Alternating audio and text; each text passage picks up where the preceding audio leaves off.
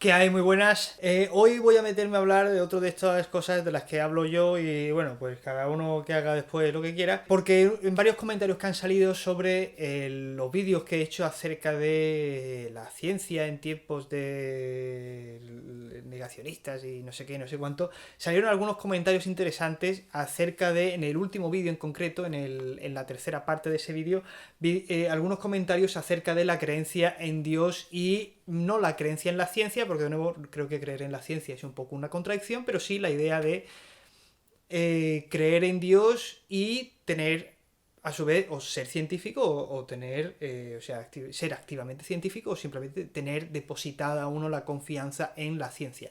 Y entonces me parece que era un concepto, como vídeo o como vídeo ensayo, me parece que es un concepto muy interesante hablar de la relación que existe entre religión y ciencia y si se puede realmente ser religioso o tener fe y al mismo tiempo pues ser científico o tener de nuevo uno confianza en la ciencia, ¿no? Entonces, me parece que es un tema muy interesante y me parece que está muy bien. O sea, primero, claramente no es contradictorio, de hecho a lo largo de la historia hay multitud, la gran mayoría, de hecho, que voy a decir multitud, o sea, la gran mayoría de intelectuales a lo largo de la historia han tenido de alguna u otra manera una creencia en Dios.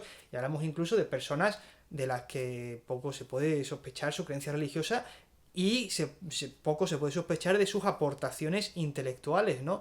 Desde en la antigüedad clásica Platón, Aristóteles, ambos creyentes, cristianismo e islam, multitud de personas, vamos, o sea, irracionalistas, como Averroes, o en el mundo islámico oriental el caso de Al-Farabi y Bencina, o sea, Avicena, perdón, conocidísimo también, o en la Europa nuestra, multitud, otro millón de casos. Así que de nuevo no hay contradicción ninguna en creer en Dios y ser un intelectual de primerísima calidad. Yo no tenía esa idea cuando hice el vídeo. Pero lo que sí tenemos que decir, es decir, lo que sí tenemos que aclarar es en qué tipo de Dios cree uno, porque eso sí es clave. Entonces, para explicar esta idea que tengo, voy a utilizar, por decirlo así, una especie de metáfora así un poco, ¿no? Imaginad que tenéis, pues, dos jarros y nada más que tenéis 1 kilo de arroz, ¿vale? Entonces, a más arroz dejéis en uno de los tarros, menos arroz va a quedar para el otro tarro. No podéis tener los dos tarros llenos hasta arriba. Solamente tenéis 1 kilo de arroz. Así que si tenéis todo el arroz en un sitio, vais a dejar uno vacío. Si tenéis el arroz a mitad, ninguno de los dos va a estar lleno. Entonces, cuando nosotros hablamos de Dios, ¿qué entendemos por Dios? Porque es que este es el problema. O sea, ¿qué designamos por Dios? ¿Por qué? Porque Platón tenía una visión de Dios. Y tú puedes decir, Platón creía en Dios y Platón era un filósofo, científico, intelectual. Sí, totalmente. Pero ¿en qué Dios creía Platón? Y lo mismo podemos decir de Aristóteles. Podemos decir, Aristóteles creyente, no sé qué. Pero ¿qué Dios creía Aristóteles? John Locke y Spinoza eran personas creyentes confesas. O sea, Spinoza es un señor que él era judío, pero vamos, o sea, que él se creía totalmente 100% judío, judaísimo, más judío que todos los demás judíos que le rodeaban. Pero nosotros ahora leemos la ética explicada geométricamente y entonces yo os pregunto, ¿es ese el Dios en el que creéis vosotros? Es decir, cuando nosotros designamos en qué tipo de Dios creemos, hablamos entonces, si creemos un Dios en el Dios de Al-Ghazali, que es el ejemplo que puse yo creo en el vídeo. Al-Ghazali es un teólogo musulmán y filósofo musulmán del siglo XII, y Al-Ghazali cree que toda la agencia de todas las cosas que suceden en el universo están siendo producidas por Dios. Es decir, todo lo que está sucediendo en el universo en este instante es todo la causa inmediata de todas estas cosas es Dios. Es decir, para Al-Ghazali no existe la causalidad como norma universal científica, sino la causalidad no existe, sino que siempre hay un agente que es el que mueve a las cosas y ese agente es Dios. Este es un caso, por ejemplo, de este señor ha puesto todo su kilo de arroz en un bote y ese bote es el bote de Dios es todo. Tú puedes decir eso, y entonces tú estás, por decirlo así, en la línea en la que se mueve Al-Ghazali y en la que se han movido otros muchos teólogos. Yehuda Halevi, que es un teólogo, si mal no recuerdo, creo que era Yehuda Halevi, es un teólogo también judío que afirmaba totalmente que Dios lo hacía todo, igual que ha habido otros teólogos europeos, no recuerdo ahora, no puedo decir ningún nombre, pero ha habido teólogos europeos que han ido exactamente por la misma línea, la que Dios era la causa de todas las cosas. Entonces, tú puedes ir por esta línea. Ahora, si tú te vas a la línea de, pues por ejemplo, personas que están más intermedias, pues tú puedes decir, por ejemplo, Averroes, o puedes decir Santo Tomás de Aquino, pues entonces tu Dios no es ese Dios, tu Dios es otro. Porque tu Dios no es la causa inmediata de todas las cosas, tu Dios es el conformador, por decirlo así, del universo y de sus reglas y del orden, por decirlo así, que existe, pero Dios no está en todas las cosas haciéndolo todo. Tú tienes que elegir. Cuando nosotros hablamos, por ejemplo, que Dios es omnipotente, decimos, omnipotente es que lo puede todo, que Dios está sentado, no hace nada y si quiere hace algo, y el mundo está funcionando a su alrededor, y Dios hace, y cuando Él quiere, pues si Él quiere puede hacer lo que quiera, o sea, si Él quiere puede llover para arriba. O cuando dices omnipotente te estás refiriendo a que Dios está manifestando constantemente su potencia en todas las cosas.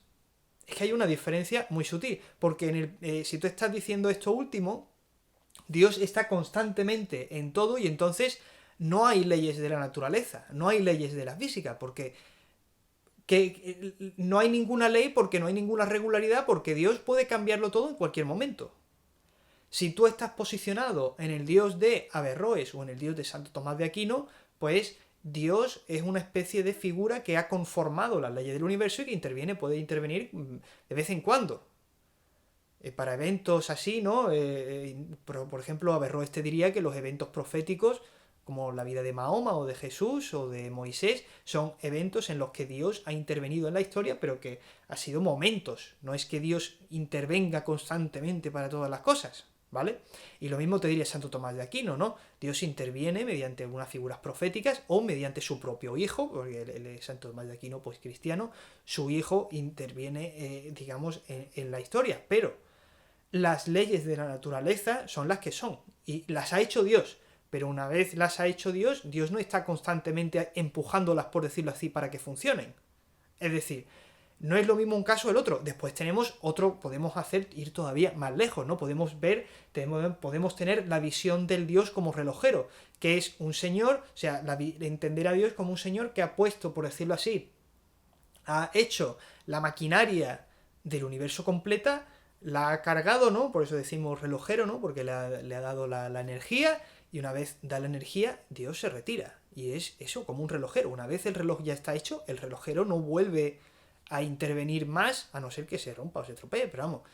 En principio, si al reloj no le pasa nada, una vez el reloj está hecho, el relojero no tiene que intervenir. Pero entonces, si estás diciendo esto, no puedes, o sea, tú puedes decir Dios es omnipotente, ¿y qué omnipotencia te refieres? ¿Es relojero que ha hecho el reloj se aparta? ¿Es ese cuando piensas en Dios, ese es el Dios que tienes en mente? ¿O es el Dios de Santo Tomás de Aquino que ha hecho las leyes del universo, las cosas, e interviene si él quiere porque es omnipotente y puede cambiar las cosas cuando a él le dé la gana? Porque el relojero, por ejemplo, una vez hecho el reloj no puede cambiar. El reloj es el reloj. Una vez está hecho, tú no puedes hacer lo que te dé la gana con él. Luego, tu noción de omnipotencia no es lo mismo en el primer caso en el que Dios es relojero y en el segundo caso, en el que Dios es un señor que ha conformado el universo, pero que puede continuar rompiendo las reglas si él quiere. Por ejemplo, en los milagros. Los milagros son, para cristianos, musulmanes y judíos, los milagros han sido tradicionalmente estas ocasiones en las que Dios rompe las leyes del universo para intervenir como él quiere.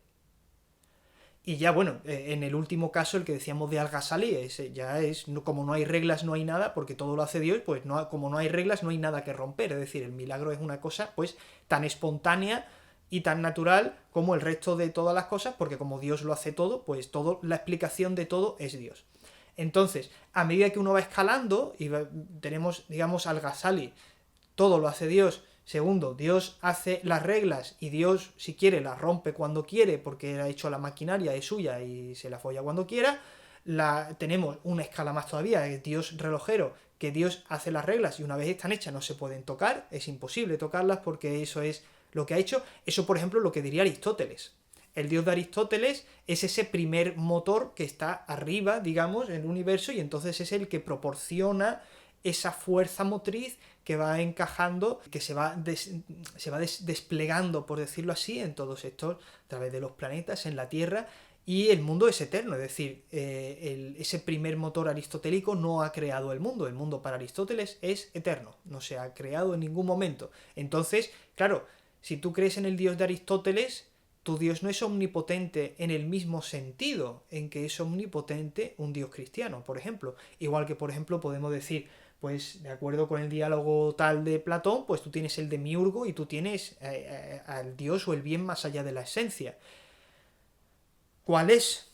¿A qué Dios te refieres? Si te refieres, o sea, lo que es importante que esté claro es que si tú, por ejemplo, tienes confianza y tú tienes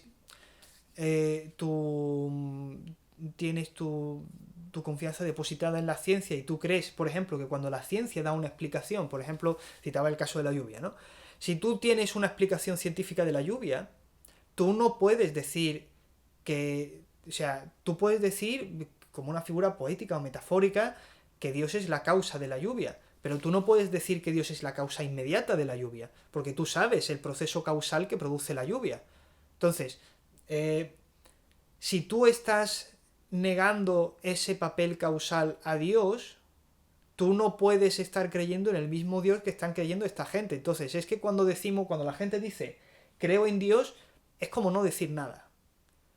Porque ¿en qué Dios crees? O sea, ¿cuál es tu visión de la...? Porque es disparatadamente diferente. O sea, no es lo mismo creer en el Dios de Al-Ghazali que en el Dios de Avicena, que en el Dios de Santo Tomás, que en el Dios de Aristóteles, que en el Dios de Newton. O sea, es que son cosas tan radicalmente diferentes que es imposible determinar solamente diciendo la frase a qué se refiere uno.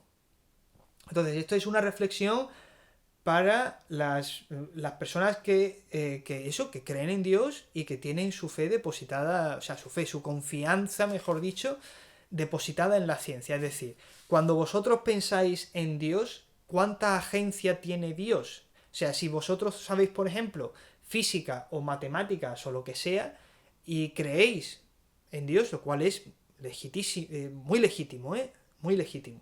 Pero si tenéis estas cosas, tened en mente eso. O sea, ¿cuánta agencia tiene Dios dentro de ese universo? ¿Vale? Porque nada más que tenéis 1 kilo de arroz y tenéis 2 tarros que llenar. Entonces, a más haya en uno, menos hay en otro. A más agencia, a más explicación científica concedas, a mayor sea el nivel que tú depositas en el conocimiento científico y en la explicación causal de los fenómenos, menos espacio te queda para Dios. Para Dios en el sentido bíblico, o sea, porque en el sentido sentido bíblico, o en el sentido tradicional, o en el sentido que te dé la gana, porque al final es eso, o sea, si tú piensas en un Dios que está interviniendo constantemente, que lo hace todo, que hace milagros cuando le sale de los huevos, que puede romper las reglas de la física cuando quiera, las reglas de la física valen muy poco para ti, ¿no? Tienen muy poca explicación, ¿no? O sea, muy poca capacidad explicativa, por decirlo así. Valen poco. Si tú tienes mucha confianza en esas reglas de la física y en esas leyes naturales que la naturaleza obliga, no es que la naturaleza obligue, sino que simplemente que la naturaleza está funcionando bajo esas leyes, tú no puedes decir que crees en el Dios de Al-Ghazali o en el Dios tradicional bíblico o en el Dios que sea, porque, o sea, puedes pensarlo, pero tu Dios va a ser como ese Dios aristotélico. Es decir, tu Dios se va a quedar limitado a o a esa visión de relojero o como mucho a una visión medio de Santo Tomás de Aquino, a lo mejor, ¿no? Porque yo, por ejemplo, yo no puedo conceder que haya sucedido milagros, es lo que yo pienso personalmente. Yo no creo que los milagros sean una cosa.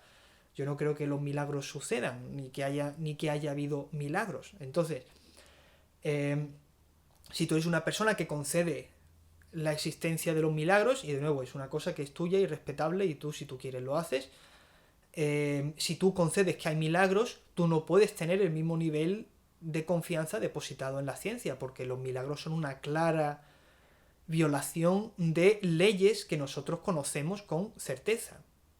Entonces, si tú no depositas tu confianza a esas leyes, pues bueno, es tu decisión, o sea que no pasa nada, pero que tú no puedes tenerlo todo. Lo que quiero decir es, tú no puedes tener los 2 tarros llenos de arroz. Es imposible. Nada más que tienes 1 kilo. ¿Vale? Entonces, tú no puedes tenerlo todo. Tú no puedes decir que tú crees en Dios a tope y que eres supercientífico a tope. Porque no puede ser las dos cosas. O sea, tienes que refinar cuánta confianza das en la ciencia y cuánta fe tienes en Dios. Porque es que es muy determinante. Bueno, muchísimas gracias por ver el vídeo y nos vemos en el próximo. Suscribíos al canal si os ha interesado y no sé de qué hablaré en el próximo vídeo, Dios sabe. Pero bueno, no sé, algo interesante supongo.